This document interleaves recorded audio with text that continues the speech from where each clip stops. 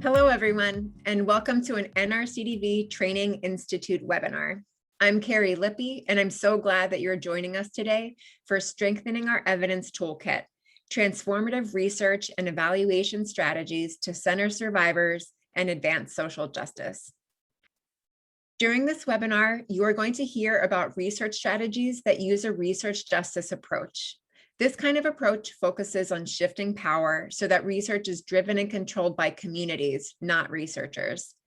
You'll hear from me about expanding definitions of evidence and recognizing the research that many community-based agencies are already doing. You'll hear from Dr. Susan Gambarpour about strategies for using trauma-informed, healing-centered, and language justice approaches in research. And stay tuned to the end, where Salima Jumarali describes participatory research and how we can do more to build equitable research partnerships with survivors and communities. Let's get started.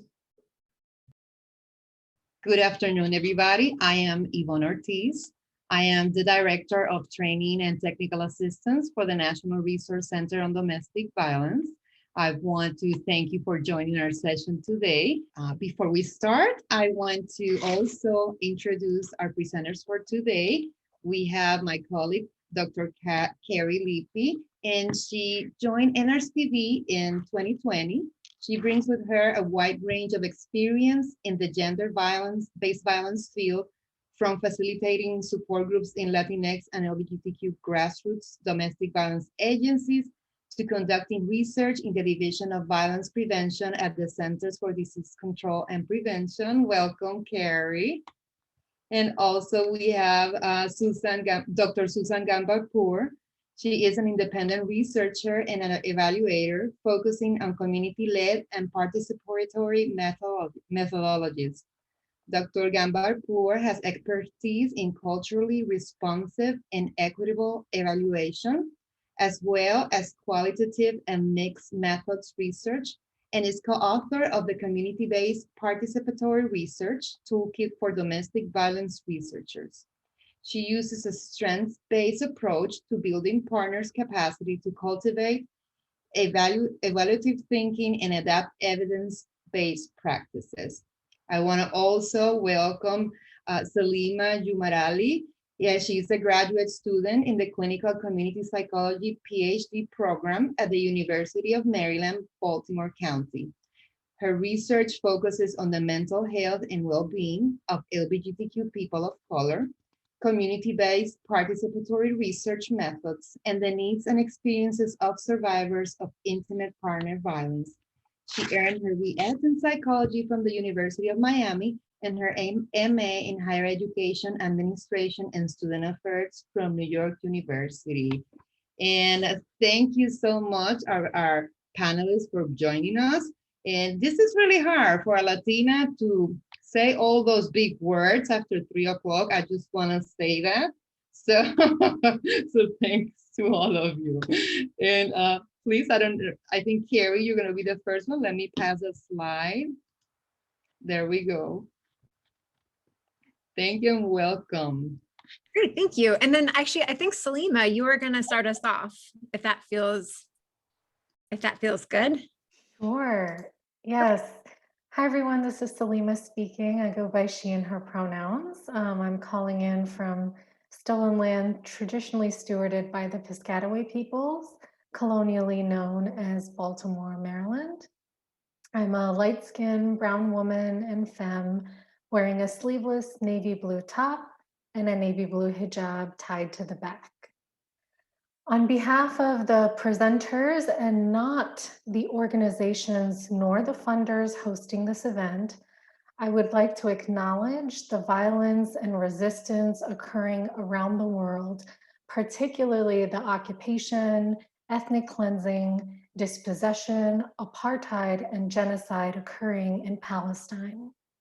Palestinian activists have called for a global day of action, asking us to speak out publicly to support Palestinian liberation and to contact our representatives to end the $3.8 billion taxpayer dollars that fund the occupation and these human rights abuses. I will put 2 links in the chat to encourage you to take action. as well as a link to Jewish Voice for Peace, an organization from which you can learn more and with whom you can get involved. And now we'll get started for the day. Great. Thank you so much, Salima. I will quickly introduce myself and give Susan a chance to as well. I am Carrie Lippy. I use she, her, or they, them pronouns. I am the co-director of the National LGBTQ Institute on Intimate Partner Violence. We are a program of the National Resource Center on Domestic Violence, and we work in partnership with the National Coalition of Anti-Violence Programs in New York City. That's a mouthful. I am joining from occupied Duwamish land, also known as Seattle, Washington. I'm a white genderqueer person with short brown hair in what you can't tell is a black and white striped shirt with a mustard yellow cardigan over it. And Susan, I'll pass it over to you to introduce yourself. Thank you. Hi, everyone. I'm Susan Gombrapur. I'm an independent researcher and evaluator. I worked for many years with the Asian Pacific Institute on Gender-Based Violence.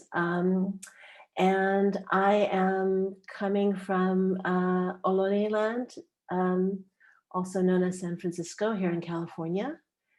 And oh, look, there's already friends in the chat. I love it.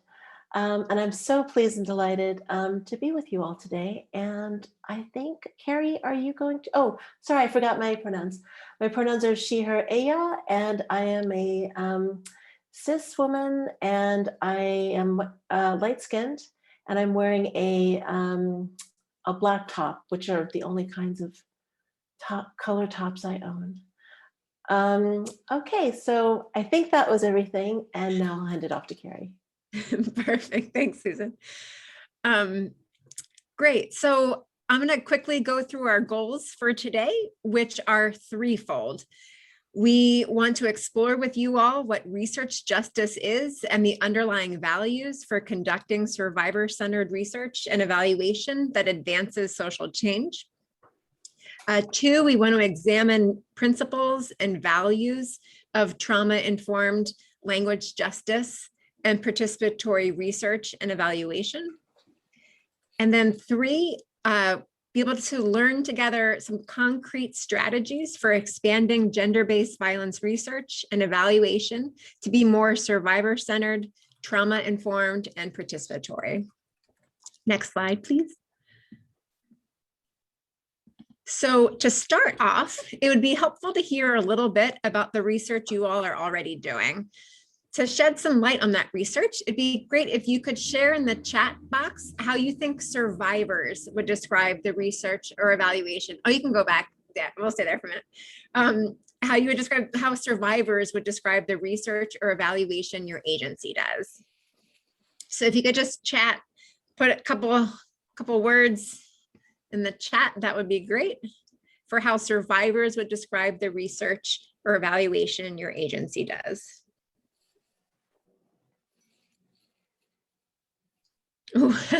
May says gift card opportunity. Sharetta says not impressed. Beth says, oh, another survey, LOL. Not enough. We just do surveys, but they are long and wordy. They would likely say that it's overwhelming. After the fact, quote, not again. Gretchen says, quote, why are you asking me these stupid BS questions? Apathetic, detailed. My agency doesn't particularly. Yes, definitely surveys, says Olivia. Sporadic, research fatigue, lots of mention of surveys. This is great. Thank you all so much. Quote, Carolina says, who's going to see this? Yeah, great. There's a lot of questions around privacy, around utility, around exhaustion. Yeah, Damaris says, just getting it done. You know, it feels very perfunctory for a lot of folks. It sounds like re-traumatizing. Yeah, all of these are really helpful. Oh, okay. Candace says that, you know, the research is explained in documents clients sign. Let's see. To be clear, either not again or what's that? Looking for the Goldilocks moments of overserving or not at all. Great, this is really helpful. And I think this kind of sheds some helpful light on the fact that, I mean, you can go to the next slide. Thank you. You know, when we talk and ask survivors, and this is actually coming from Susan's research that she did with DV advocates, with domestic violence advocates about their experiences with research, these are the kinds of things that come up. They kind of feel related to what you all are describing, which the biggest, most consistent response was run, which is featured here in a conversation bubble. You know, and it's also things like puts us in a box. Survivors and DV advocates talk about it being a negative process, it being led or feeling very white male, and then it ultimately being drive-by research where there's not real investment, it's not really creating any change, it's just people gathering data and leaving quickly. And so, you know, we hear these responses pretty often when we ask community members how they feel about research. Their reaction is really pretty overwhelmingly negative. And this in large part reflects a whole host of things, some of which are harmful traditional research practices. That includes things like a history of exploitation and extraction of data from communities. It includes the way that research has been used to stigmatize or reinforce negative stereotypes about marginalized communities. And even outside researchers asking, you know, the wrong questions in the wrong ways, all while claiming to be objective and accurate. And so, you know, for many of you, as we've already illustrated, and especially for folks that are working in communities of color or queer and trans communities, immigrant communities, and communities with folks with disabilities, you know, this probably all feels pretty familiar. The potential harm, as folks mentioned, the re-traumatizing nature of research, can be, you know, harmful for survivors and for those folks that we're working with. Yvonne, next slide. So let's think about the flip side. Let's think about research that not only doesn't harm or exploit, but research that actually feels and does good. I'd like you to write in the chat about research you've been involved in that made you feel warm and fuzzy, which are not typical words that we consider, that we associate with research. And this can be research that you were involved in as a participant or as a researcher. And what about that research made you feel that way? So again, you can take a minute to put this in the chat.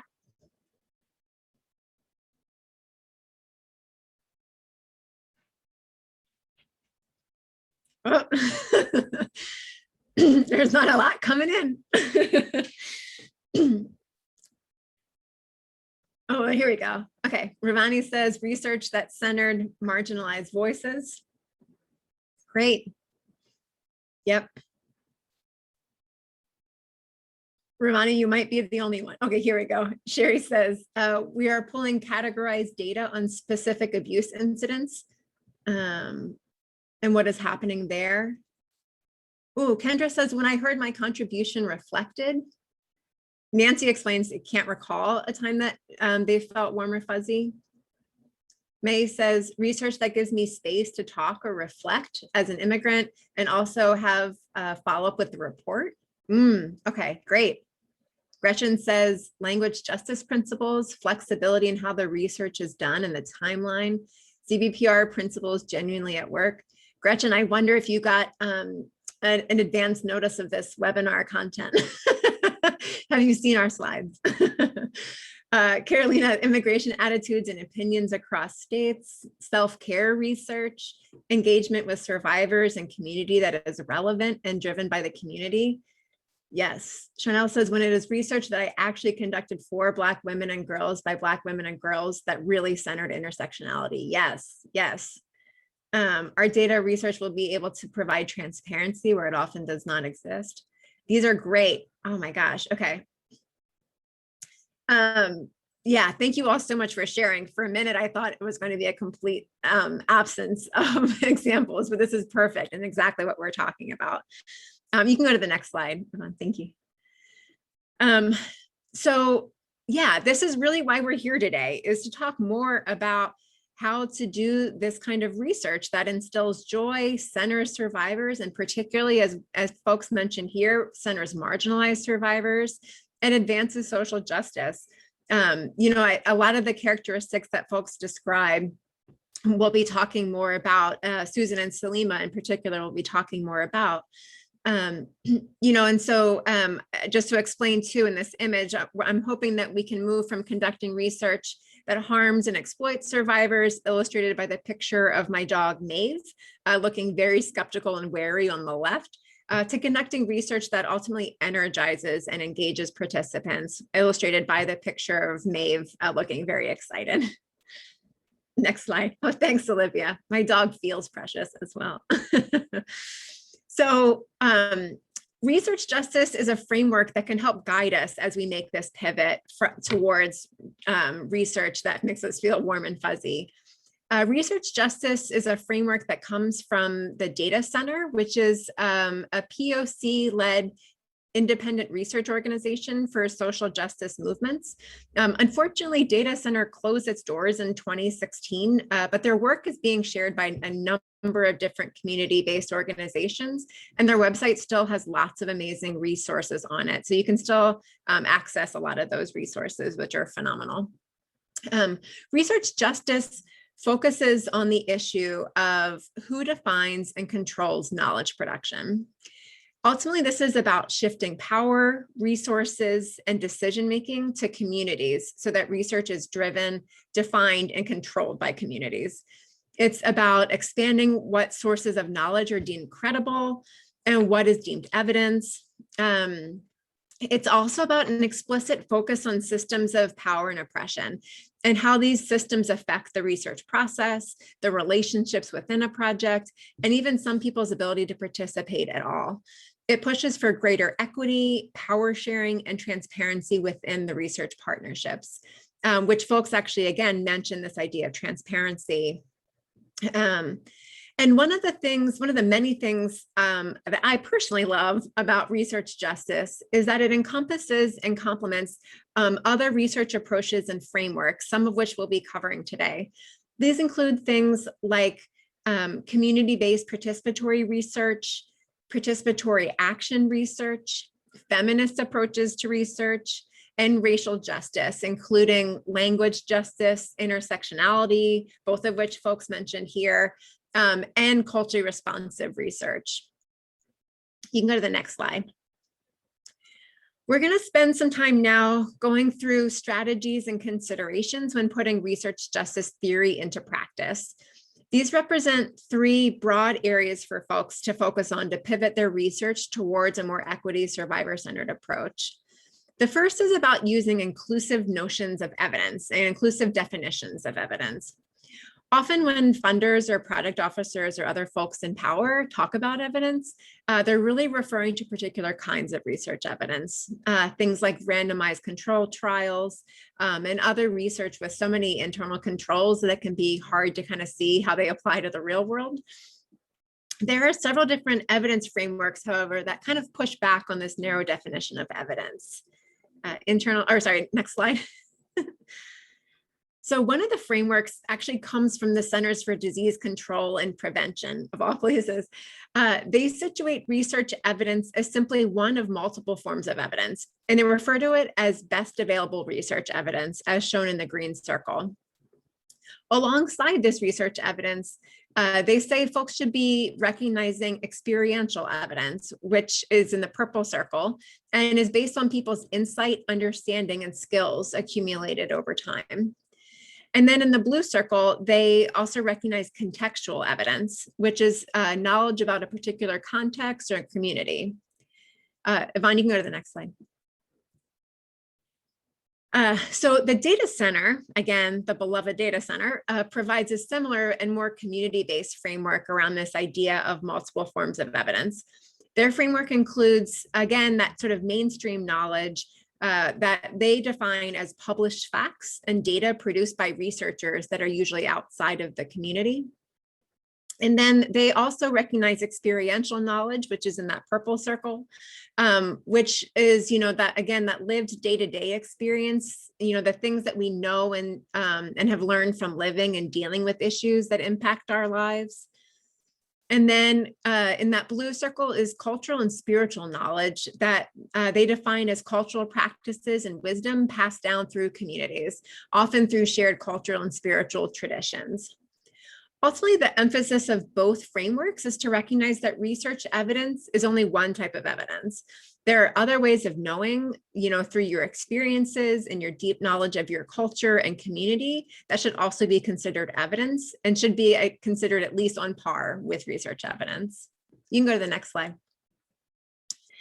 Another way to think about inclusive definitions of evidence is to think about the type of evidence that's considered legitimate or credible. Oftentimes when people talk about evidence, they're talking about statistics and graphs and other types of evidence based on quantitative data, illustrated here by the calculator icon. Quantitative data is usually numbers-based and often collected via surveys. And I'm not gonna lie, I love quantitative data too. I genuinely love making graphs. It's sort of the only form of visual art I can do. And I'm just absurdly proud of how pretty I can make them. I love quantitative data, but quantitative data is not the only kind of data. And it's not the most appropriate kind of data in lots of different circumstances. Qualitative data is another equally valid form of data. It's displayed here next to two speech bubbles, since qualitative data often involves collection strategies like interviews and focus groups and other ways of capturing people's stories in greater nuance and depth. Sometimes folks can dismiss qualitative data and see it as about collecting anecdotes. However, qualitative data can be just as rigorous and systematic as quantitative data, and it can shed a very different kind of light on what's being studied. Next slide. Carrie, this is Salima. Oh, yeah. I just quickly want to interrupt to note Please. that someone asked in the chat with y'all will have access to the slides in case you missed writing anything down. And so just wanted to say that yes, slides will be available in webinar resources after the webinar, and they're also being recorded. Brecken put a link in the chat. Apologies for interrupting. I'll pass Thank it you back so to much. Carrie. Oh, I really appreciate you doing that. Thanks, Lima.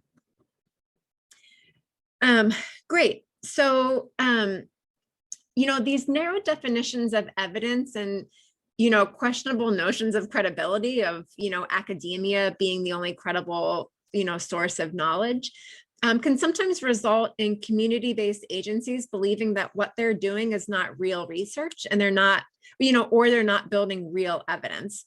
However, I'm here to tell you otherwise.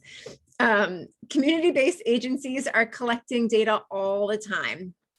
Often it's just a matter of recognizing it as research and making small tweaks to make it systematic. Next slide. So, the most obvious kind of research that community-based agencies are already doing is when we collect surveys at the end of class or at a training or at the end of an event, as shown in this first box on the left.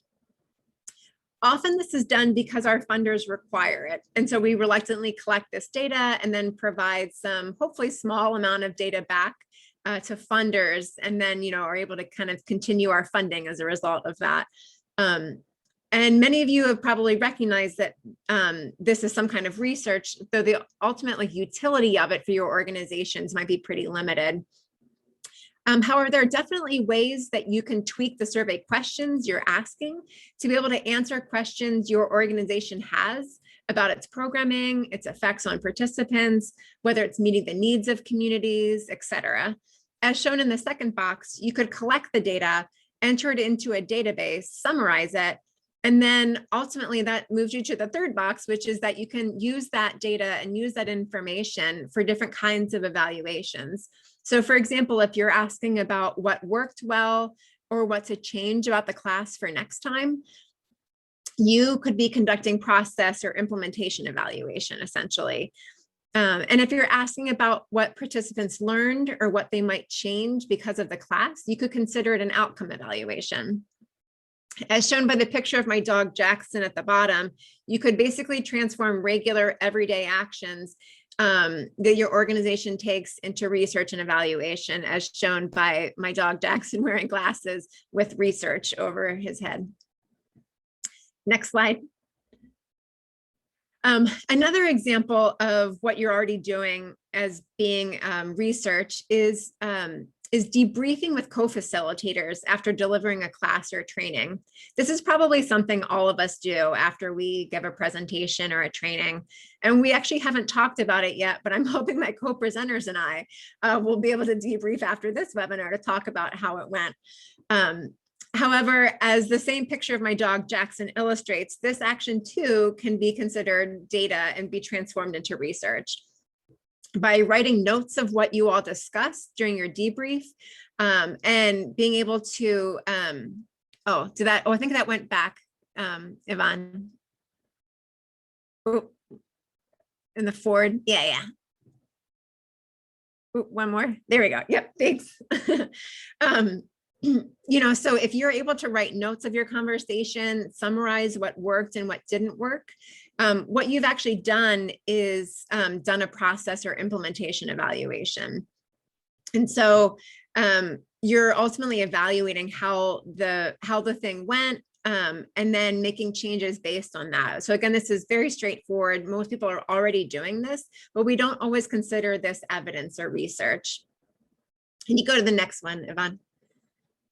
And then the final one is one that might not come to mind when you think about data and research. And that's when you're developing a new program. So if you're working with community members to develop a new program, and this can be, or a new curriculum, a new class, if you track the process of developing that program or curriculum development, that can actually be its own form of research. It's called developmental evaluation, and it's the process by which we develop new programming.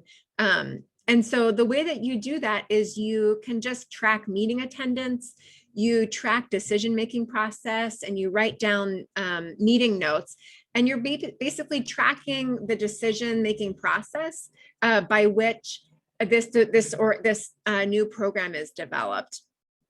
And so, for all of these are types of research that folks are already doing. And so it's just a matter of making small tweaks to have it be considered a larger part of research and evaluation. And I feel like I'm babbling at this point, so I'm going to stop here and pass it over to my colleague, Susan, to take it away. Thanks, Carrie. Next slide, please. Oh, next, Stephen. So hi, everyone. This is Susan. You are not babbling, Carrie, and I appreciate the shout out to qualitative because I am a mostly qualitative and mixed methods researcher. So for the next 20 minutes or so, I'm going to be talking about trauma-informed and healing-centered approaches and practices in research and evaluation. And then the second piece will focus on language justice. Let's go to the next slide. So when you think about what shapes a lot of how research and evaluation is conducted, that's often connected to mainstream research ethics. And unfortunately, a lot of those ethical principles were developed essentially as a reaction to horrendous human rights abuses, particularly against marginalized and racialized communities, and often years or even decades after the abuses actually occurred. So think of Nuremberg and Tuskegee and many, many other examples. So the questions that I would like us to think about are, how can we be more proactive rather than reactive to prevent harm in our research and evaluation practices? How do we respond more quickly to address harm as soon as possible? How do we work with BIPOC and other marginalized communities knowing this history of targeted abuse and exploitation? And can we move beyond this sort of do no harm approach to create actually meaningful and positive experiences for both researchers and participants. Next slide. Spoiler alert, there will be a lot of dogs in this presentation. So this is an image of Jackson, a golden brown dog wearing a sky blue halter, who has a gentle and supportive paw around Maeve Mabel, Carrie's other dog, a smaller black and white dog. So I would describe this first set of approaches as do no harm, which is sort of a necessary, but I think insufficient way to think about this. So a trauma-informed approach, and I'm going to make the assumption here that many of us are familiar with trauma-informed approaches because of our field. I apologize, I don't have time to go into that into more detail. But essentially, when you're working with survivors in a research and evaluation context, you want to be able to understand and to a certain extent anticipate the traumas they may have experienced, and especially to avoid triggering or re-traumatizing. So we know about trauma associated with gender-based violence, sexual violence, but are you also thinking about historical or collective trauma, racism or bigotry, the triple trauma associated with migration, and as well as we spoke about earlier, people's past history with research and evaluation, especially if they're from marginalized communities. Another piece to consider is, are you thoughtfully constructing your data collection instruments? Of course, we want to avoid things like double-barreled questions and so on, but also thinking about, are you including questions that are too complicated or difficult or sensitive to unpack in an inappropriate format, like a survey where someone may not have the resources or the support to process that in the moment? Are you using terms that the community recognizes for itself? For example, not using stigmatizing, incorrect, or painful terms? And are your questions shortened to the point so that you're not asking about painful details unnecessarily, especially if you already have that information? We don't want people sort of repeating their painful stories over and over again. And I think something we don't always think about is, what are you doing for your own team? Do you have supports in place for facilitators, self-care and debriefing? Do you have that for your team members? Often I do work with community-based researchers who will sometimes have painful experiences in common with the participants that they're working with. So think about, again, team debriefs, team member pair-ups, ways to avoid isolation. Let's go to the next slide, please. Susan, before we go to the next slide, we have a couple of questions. Oh, great. You can see them. I'm going to read them to you from Ruvani. What are the pros and cons of organizations working with external researchers, such as independent consultants and academic researchers? You know, I wonder if we can keep that question for Salima. Salima, how do you feel about that? I feel like your slides speak to that more. Yeah, sure. This is Salima. We can address that a little later in the presentation. Thank you. Perfect. And this is Yvonne again. We have another question from Deborah, and let's see if we answer this one, and I'll save it for later. Do you think that providing a summary of research beyond the narrow asks of funding sources is welcomed or considered superfluous by them? As in, how ready are these organizations to both accept and reflect? Yes, that's another one that I'm thinking. I'm sorry, Salima, I'm punting everything to you. Hold on, everybody. We have a whole section on participatory methodologies that I think will address this. And also, if it doesn't, let's resurface these questions. So Yvonne, can I ask you to hold them for now? I have them. Thank you so much. Okay. And was that it? Should I move on? Yes, let's move on. Okay, thank you so much, because I'll be honest, I can't track the chat. I get overwhelmed. That's my own trauma-informed self-care for myself. Okay, so this image is of Jackson and Maeve peacefully snuggling each other, which I think is a great way to model creating a safe container in which survivors feel comfortable sharing their experiences. And I think that there's a lot of ways to do that. We could emphasize the consent process, which we're all aware of, in the sense that participants can share whatever pieces of their story that they feel comfortable with, or stop sharing. They can stop at any moment. And I think it's also important to mention that they will still receive the full incentive or remuneration. I have talked to community members who have told me that they've been told, well, you can stop, but then you won't receive the incentive, which I think is actually coercive. I think about creating spaciousness within the context of the data collection activity. So think about question wording and timing. Make sure you leave enough time for closure and support. I think we try to cram a lot of things within our time constraints, but that really puts pressure on participants and ourselves. And just thinking about if it's a group, like a focus group setting, going over ground rules and agreements. And also just be prepared, because in case there is a trauma response or re-triggering, have referrals ready. I think it's really important to not just rely on the national hotlines, but to have culturally appropriate local services and support when we do it in person. Sometimes we have support staff on site. I think that's really great. And there are even things you can do, like a grounding exercise. So let's move to the next slide. And this is a poll. So I'll wait a moment for the poll to come up, but I'll also read it. I'm just asking if you all are familiar with the term healing-centered. And if you could just choose yes, no, maybe you're not sure. And let's see, we'll give a moment for those results to come up.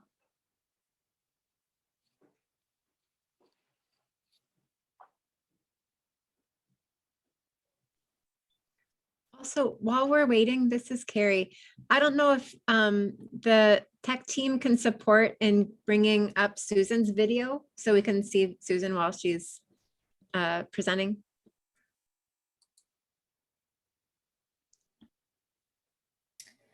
I have my video I'm on. sorry. Oh, I wasn't pinned, maybe. This is Yvonne. Yes, I was able to see her.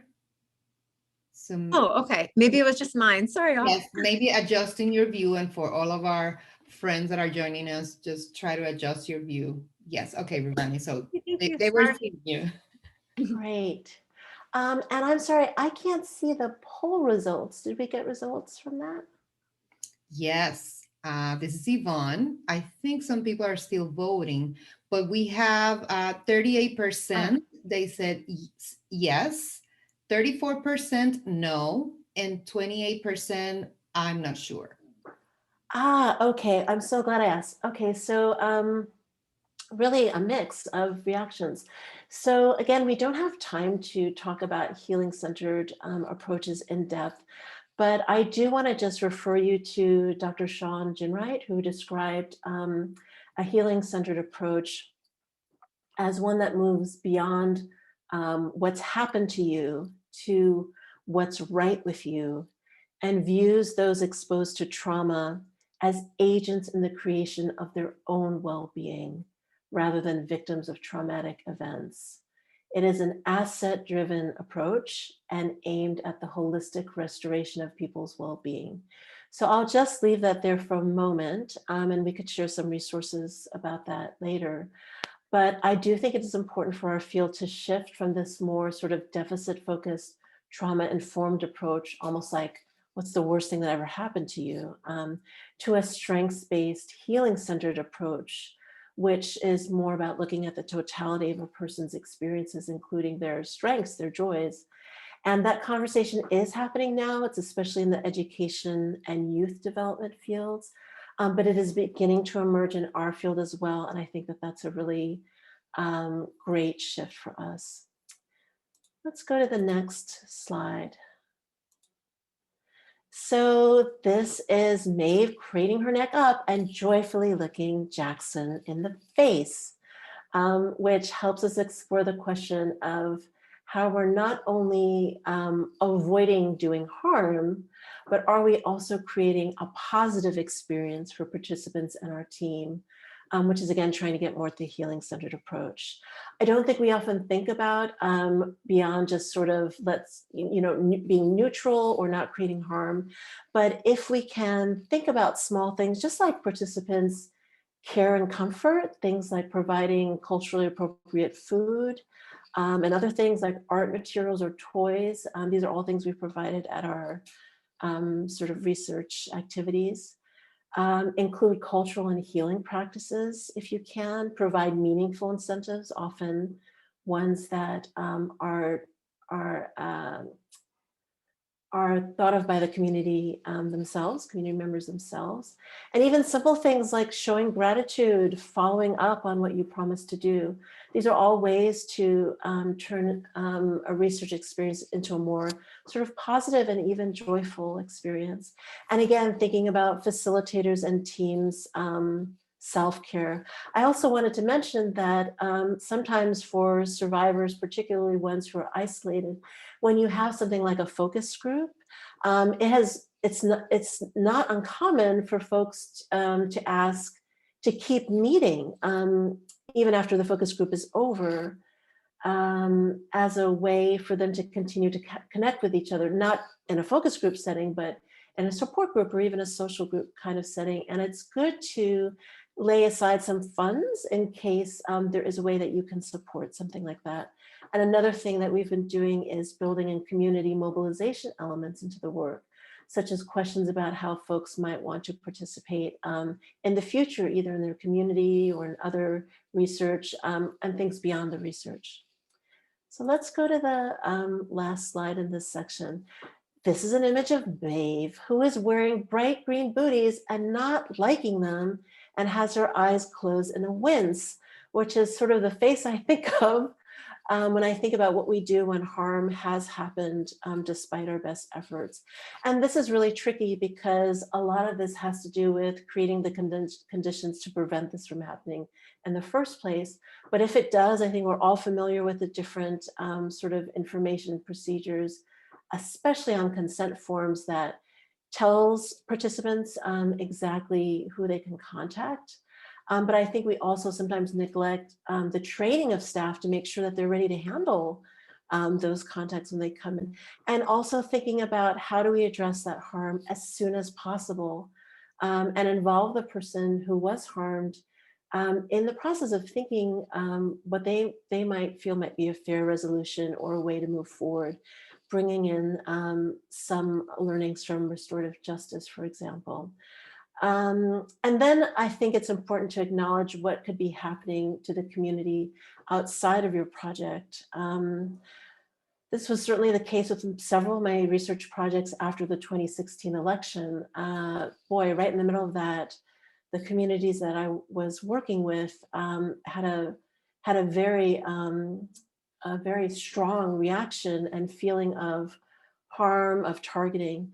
So are your community partners and research partners able to bring that up with you? Are there clear lines of communication and comfort for them to be able to do that? Have you built in flexibility to your timeline and budget so you can be responsive? And are there any other resources you have to offer beyond the research project to help or support? So let's move to the next section, which is about language justice. And I want to pause for just a second to see if any other questions or comments came up in the chat. This is Yvonne. Yes, you have a couple of more questions. And one is, how does drive-by work in participatory research design? I could say, because that was a comment by a participant in a session I was leading, the drive-by work was really referring to external researchers and evaluators who swoop into a community program, take the information and data in a very extractive way, and then leave, never to be heard of again. That hopefully is not how you will be doing your participatory research design, but we'll get more into that, I think, it's the Lima section. Anything else, Yvonne? Yes, there's another one. I don't remember if I shared this one, maybe not, from Deborah. Perhaps reframing the collection of data as a need driven by funders. Rather, it can be framed as a form of capacity building among teams, among agencies. Yes, absolutely. And just wait, we have a whole section on that. So I don't want us to be too behind. And I do want to get lots of time for Salima's section because so many of the questions are directed at her. So Perfect. Yvonne, I think I'll move on. Is that all right? That is completely perfect. Okay, fantastic. All right. So this is another poll. And I wanted to ask if you all are familiar with the term linguicism. And again, I'll just give you a few moments to think about your responses. Yes, no, not sure.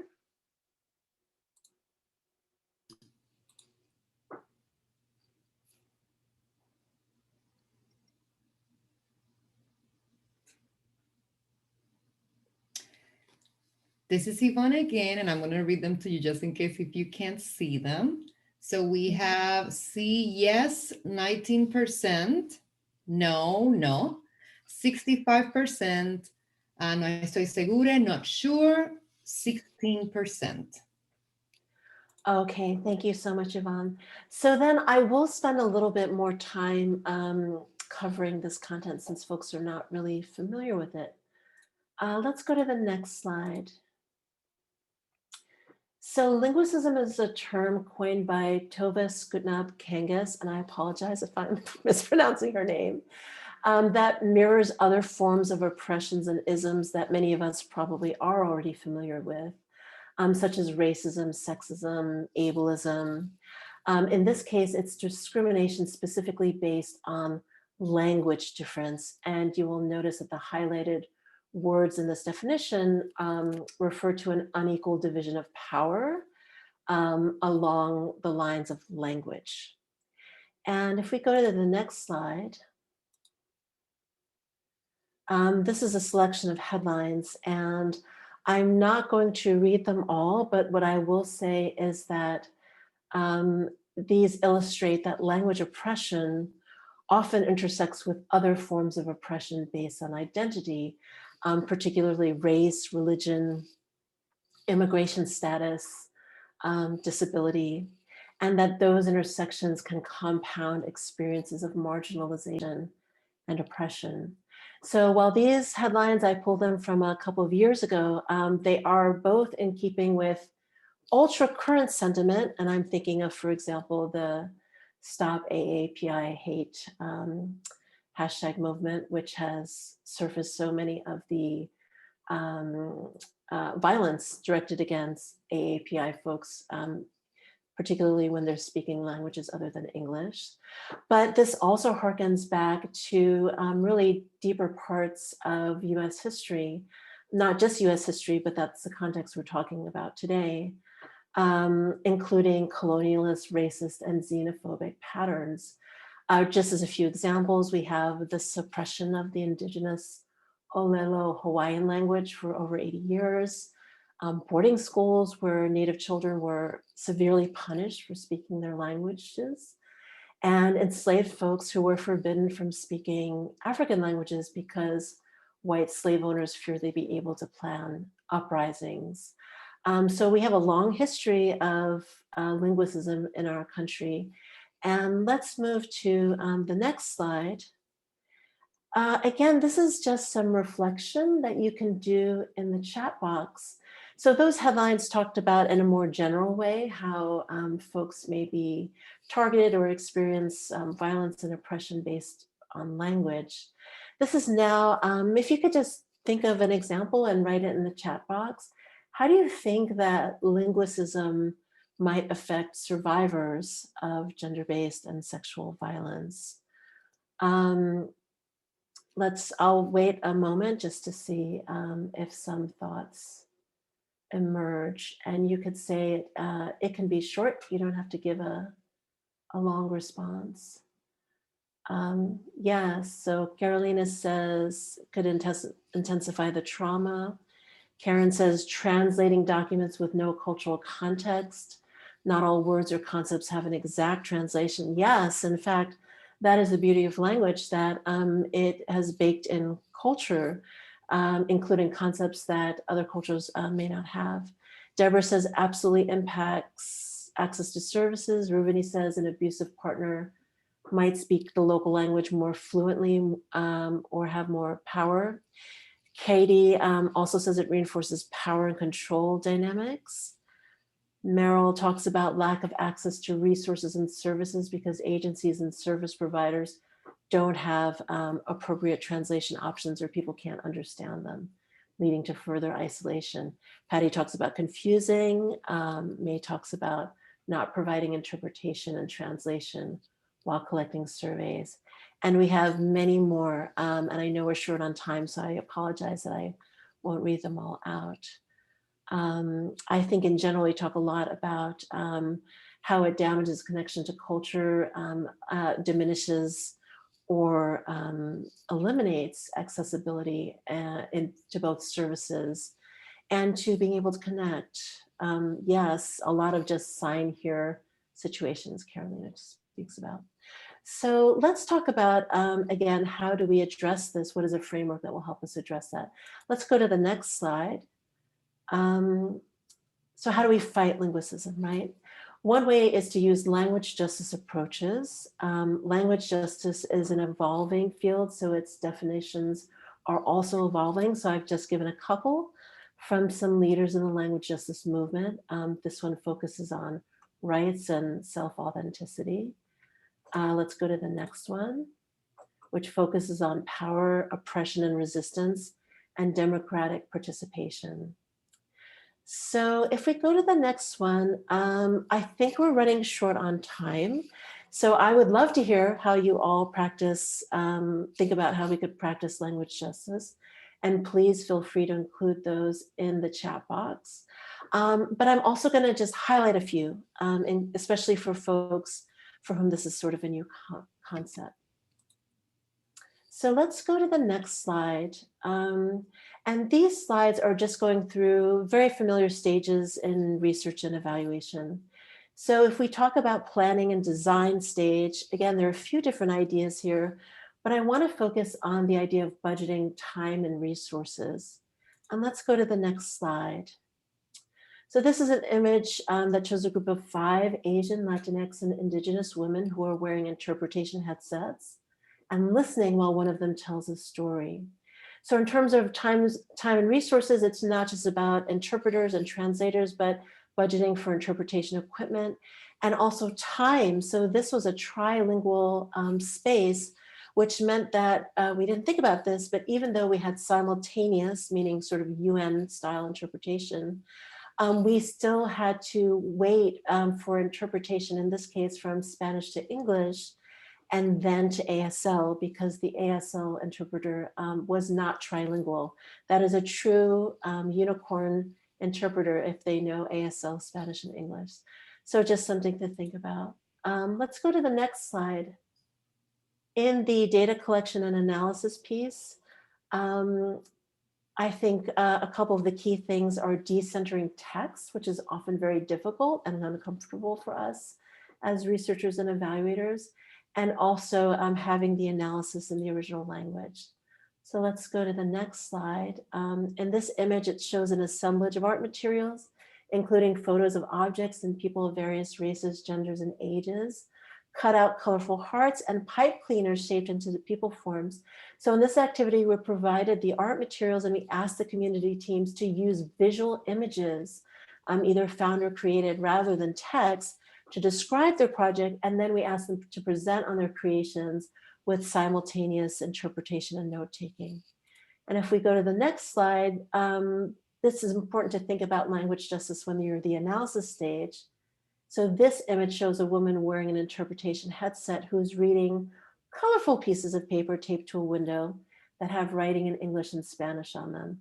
So this requires forethought and preparation. We actually asked all the participants to respond to some questions before. Then we had the responses translated in all the languages in the room so that everybody got to see the same data at the same time. And then as they looked through this data gallery, they then debriefed in groups afterwards where there was full interpretation.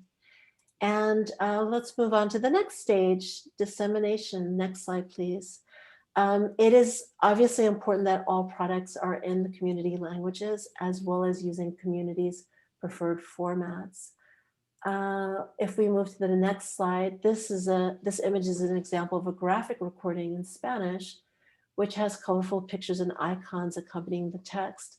So as documentation of the group discussion, we hired a bilingual English-Spanish graphic recorder so that she could create these graphic recordings in the language in which participants were speaking, and then they were later translated and disseminated to everyone. But what was unanticipated about this is that these were on really large sort of white paperboard, and the community teams loved these graphic recordings so much, they asked if they could keep them at the end, and several of them hung it up in their offices. So I don't know about you, but it's very rare that people want to hang up data collection devices I'm using. So I think it's important to think about what really resonates with participants. And then the last stage I want to talk about is learning and integration, something that we don't often talk about, but it's very important in creating a language justice space, which is the idea of incorporating continuous feedback and learning throughout the project, particularly from participants and your language justice partners, like your interpreters and translators.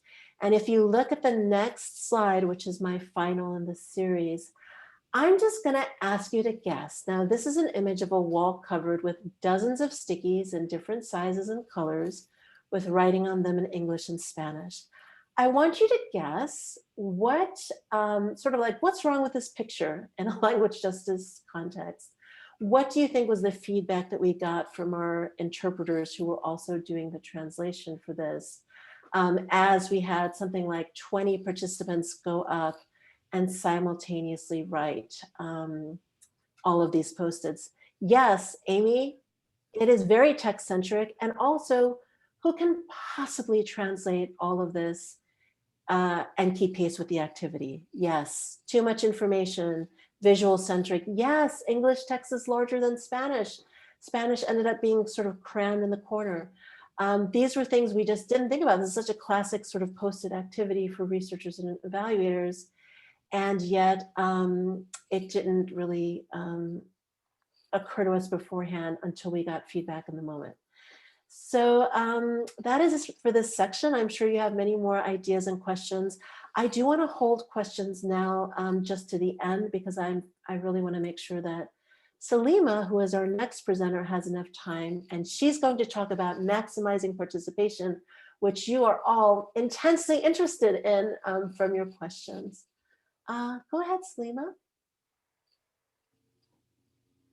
Thank you. This is Salima. I also know that Susan intended to do this, so I will do it on her behalf. That, our goal was to have this also model the language justice principles that Susan was describing, which would include having a multilingual chat and chats that are translated so that there isn't conversation happening in the dominant language that is not accessible to people who may not speak that language, aka English. So just want to name that. We are trying to read out some of the things so that they are translated live. But in terms of a recommendation, that is something we would love for you to take and do better than we were able to do today. So now moving on to talking about participatory methods and approaches. Next slide, please. So participatory research. Next slide, please. Thank you.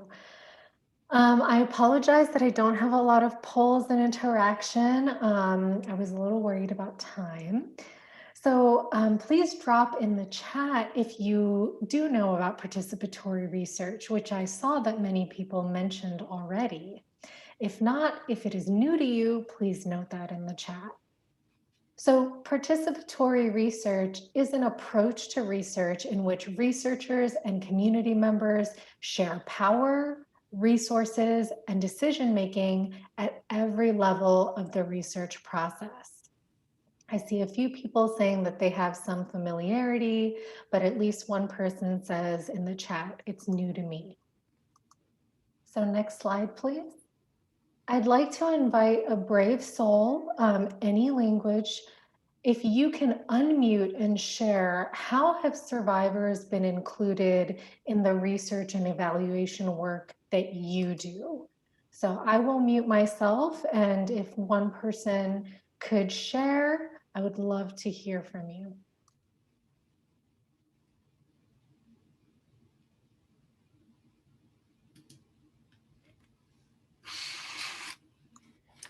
All right, this is Salima. No worries, don't want to pressure folks. You all can put it in the chat instead if that is more comfortable in terms of how survivors have been Hola, included. ¿puedo opinar? Sí, por favor.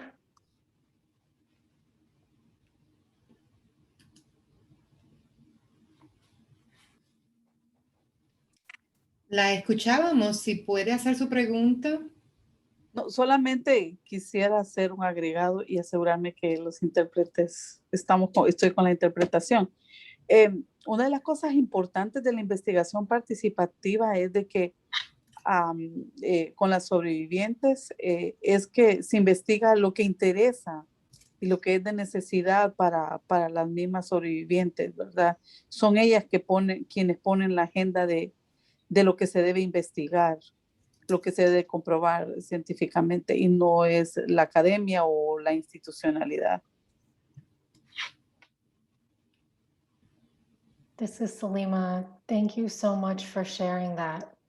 Absolutely. So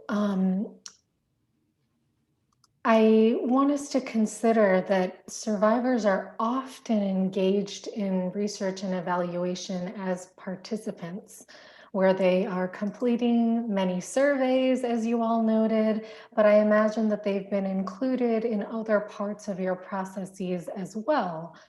So I invite us to note that survivors can be engaged in different stages and to different levels. So next slide, please. Generally, I picture the research and evaluation process in the stages of conceptualization and implementation. So in conceptualization, we establish the research question and determine the study design. And in implementation, we collect and analyze data and disseminate the findings. So in the traditional research and evaluation process, all of these steps are led by researchers. And as the person who recently spoke mentioned, in participatory research, ideally we're bringing intention at the outset of the establishment of the research question and design to avoid superficial engagement that isn't in the true spirit of participatory research principles and values. Having survivors collaborate and partner at the outset of a study allows us to leverage those strengths meaningfully and holistically versus just at a later stage that might enhance recruitment. Now, many of us may be in the midst of conducting studies and evaluations, so I want us to consider how we can employ these different elements in various aspects and stages of a study, while aspiring to more holistic participatory engagement in the future. Next slide, please. So authors Chung and Lounsbury developed what is called the participation continuum. This is an adaptation of it. I encourage you to check out their article. And they assert that participation falls on a continuum whereby as you move to the right side of the arrow pictured, there's increased participation from community partners and increased power sharing between researchers and community partners. Now, traditional research falls on the lower end of the continuum, which is on the left side of the arrow, whereby community members are participants or contributing as consultants in ways that are directed by researchers. So we can go to I would like you to think about how even in one study, we can move from the lower levels of participation to the higher levels of participation as we progress in the study.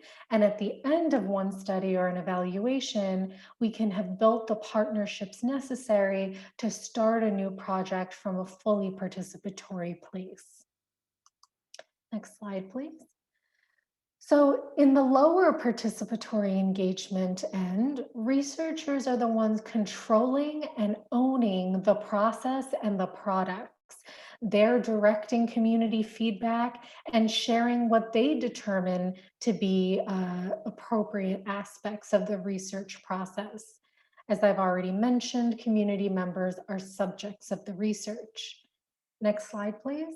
In contrast, at higher levels of participatory engagement, there is equal and sustained partnership where there is shared power, decision-making, and ownership, where survivor and advocates' expertise are valued, and there's opportunity for bi-directional learning between researchers and community members.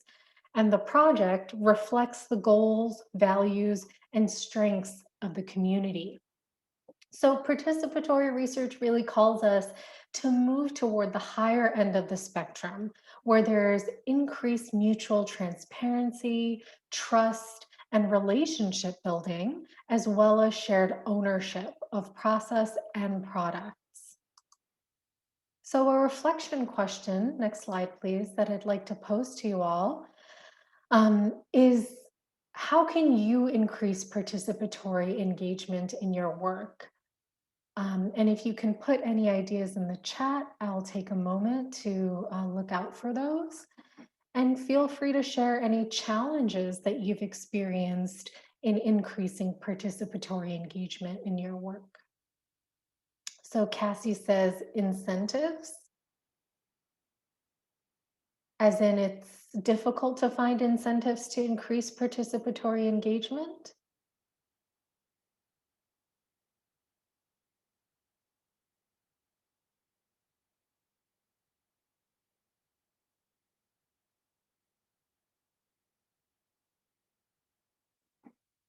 Compensating people for the time they put into the work, Ruvani shared. Yes, that is something that is definitely important. And for academic researchers, which this sort of connects to a question someone was asking earlier, I think about pros and cons of external researchers working with organizations. That academic researchers have research inherently incentivized as part of their jobs. Whereas for community partners, there may not always be the compensation built in for their time and labor. Other challenges include centering language justice in the process. Kristen says, I think this also speaks to a need for interrogating where organizations are in the spectrum of community engagement to ownership. The power dynamics matter so much. I agree. A challenge is sharing findings with survivors, and just as importantly, interpreting recommendations and conclusions together with survivors. Absolutely. Funders' expectations of how fast we go and what questions we answer. Certainly, that is a big challenge. So folks are still sharing in the chat. I'll read just a couple more and then move forward so that we have time for Q&A at the end. One outcome of my project, Melinda says, will hopefully be to share research findings with participants and to offer up a resource guidebook for solutions proposed by other participants. That's wonderful. So you all are already putting in some of the practical recommendations that I hope to address in some of the future slides. Next slide, please. So I'm just going to share some tips from my own experience, from our collective experience as presenters, And then hopefully we can address some more specific questions in the Q&A time. So on the lower end of participatory engagement, we can acquire feedback from community partners who serve the population of interest, or from individual survivors or groups of survivors.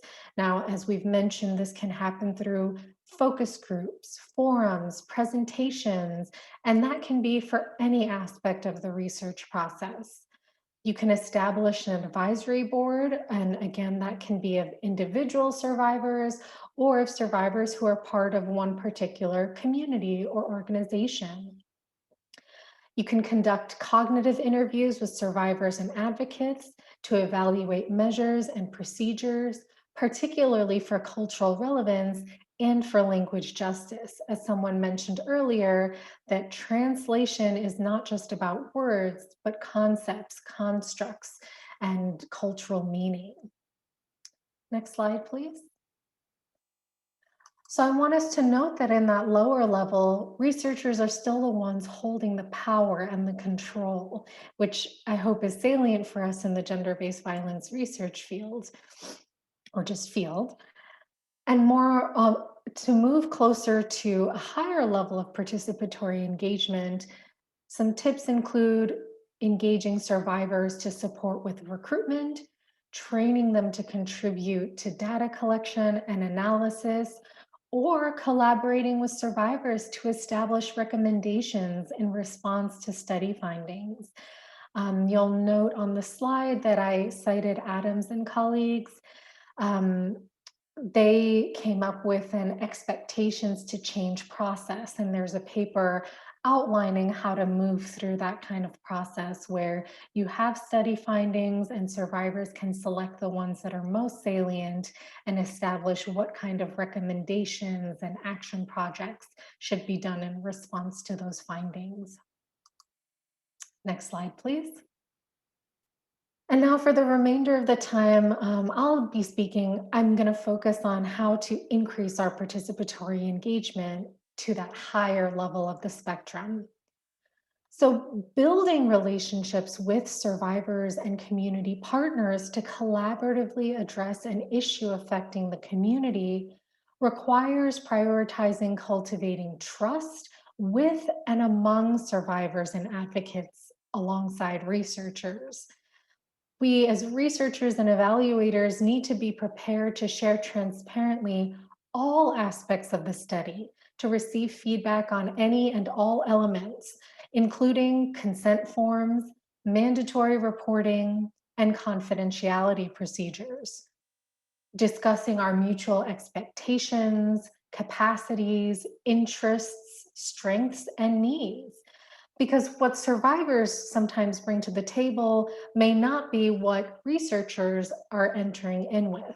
And as folks had noted in the chat, this can also contradict what funders are expecting from researchers, particularly if funding was requested or applied for before these relationships were developed.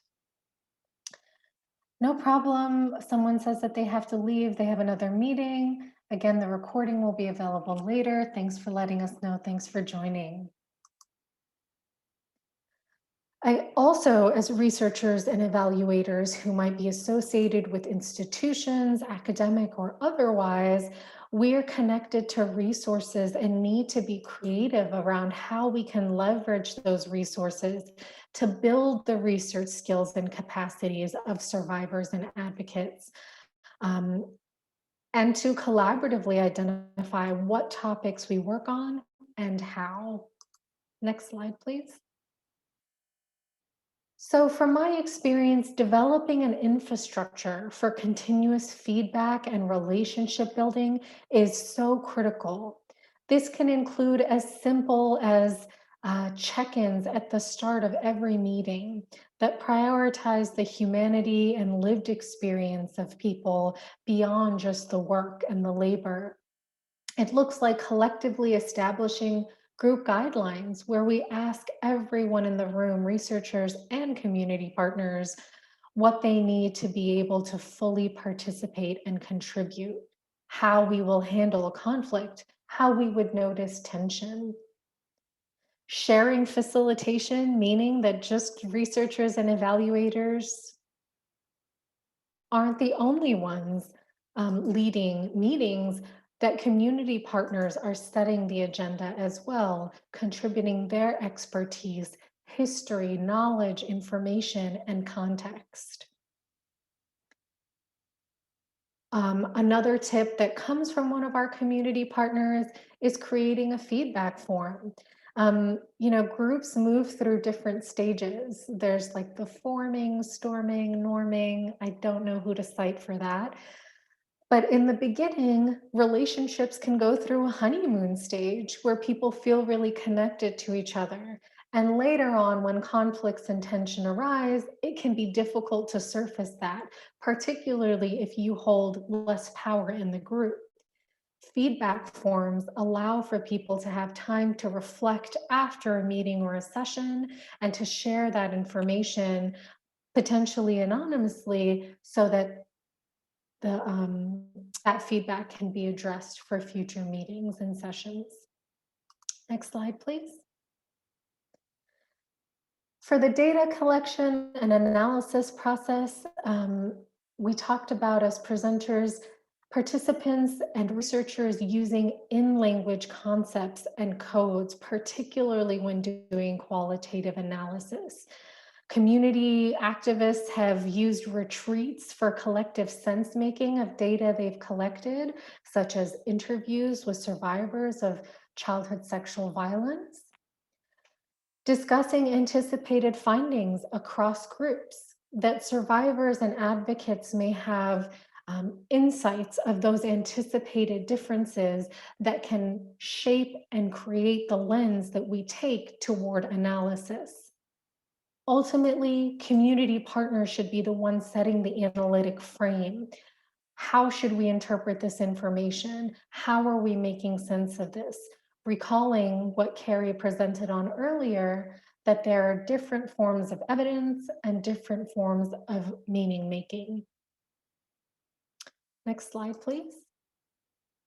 And then lastly, in dissemination, Susan also touched upon this, that we need to critically examine dissemination processes. What information is shared? How is it shared? And to and by whom is it shared? We need to examine the power dynamics inherent in these dissemination processes. They carry a lot of power. What do funders ultimately find out about this topic? So addressing what someone shared earlier or asked, should we share more than what funders have asked us for?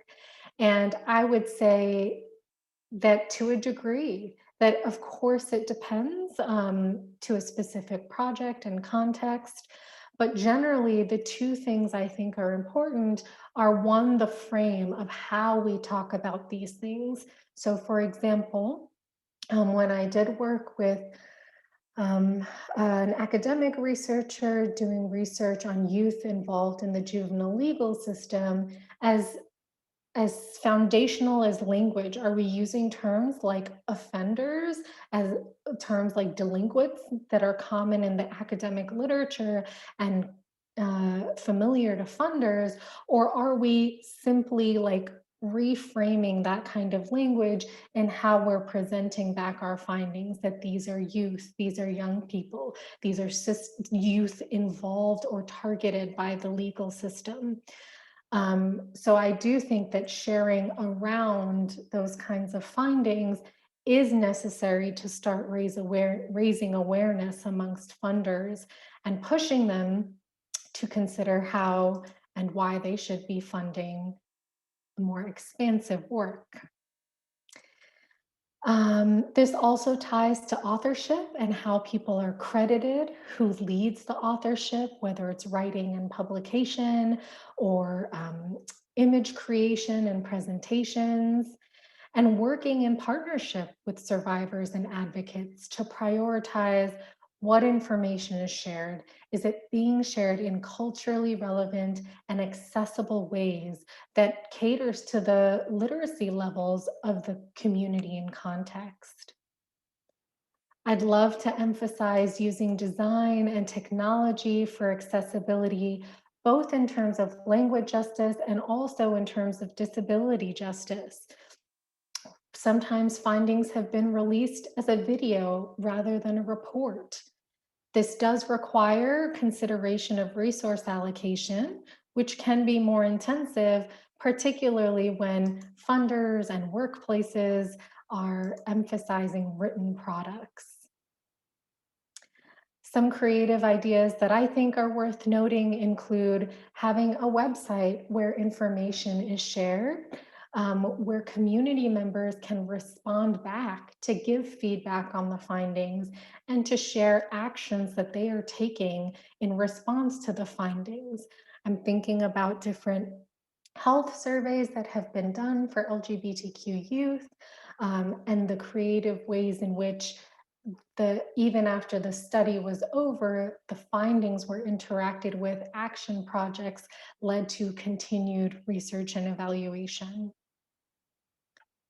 A last note on this slide is to discuss safety and confidentiality, that even though in participatory engagement, we want to ensure that we're sharing power and decision-making amongst researchers and community partners, there's also the concern that sometimes survivors do not want to be outed.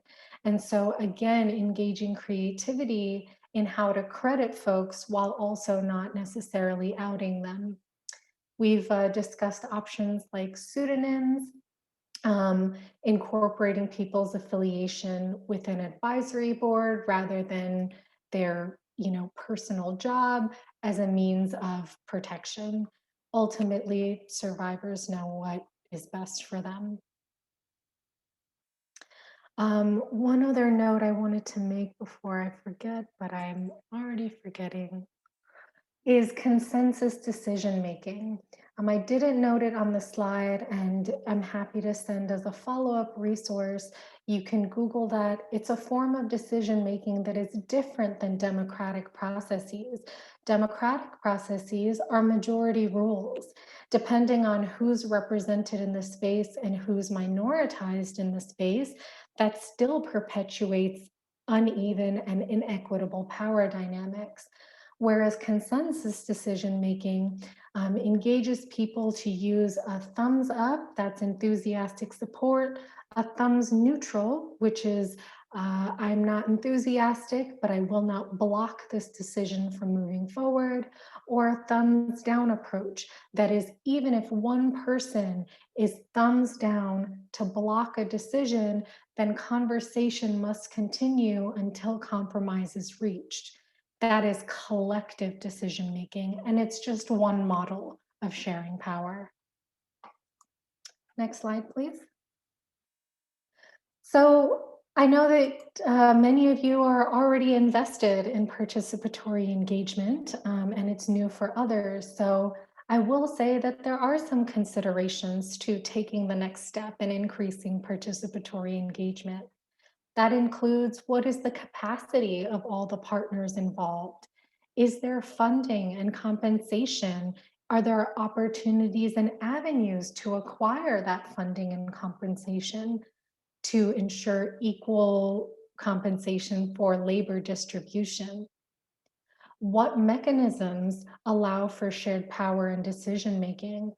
Sometimes if we are part of a larger organization, we might share power with survivors and advocates, but then there are folks above us who might trump or change what deliverables we produce, which can still leave survivors feeling disempowered and overridden.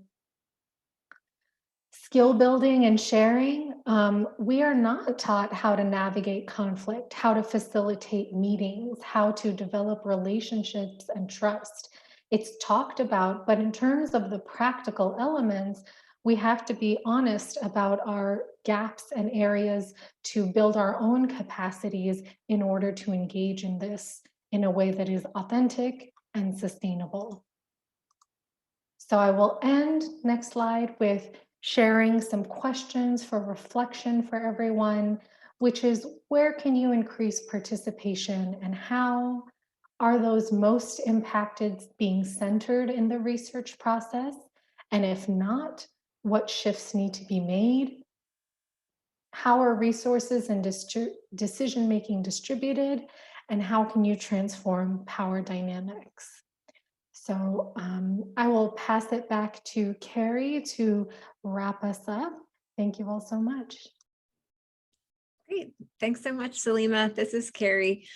I realize that we're running pretty low on time, so I'm just going to go through this quickly to say that we have here compiled some research and evaluation resources. They include resources that are available in English and Spanish, including the National Latina Network and the Community Toolbox, as well as research resources available only in English, which is the CBPR Toolkit, or Community-Based Participatory Research Toolkit, the Introduction to Research Justice, which we mentioned earlier, the DV Evidence Project, and the CDC's Understanding Evidence Framework that I presented earlier. And you can go to the next slide, Yvonne. Also, some additional language justice resources that are available in English and Spanish include the Center for Participatory Change, Antenna, and then ones that are available only in English are the Highland Center. And so all of these links will be sent to you in the webinar, in the slides that will be sent later. So you'll have access to those. Next, please. And I just want to say quickly that this presentation was made possible through funding by FIPSA through the Administration of Children, Youth, and Families.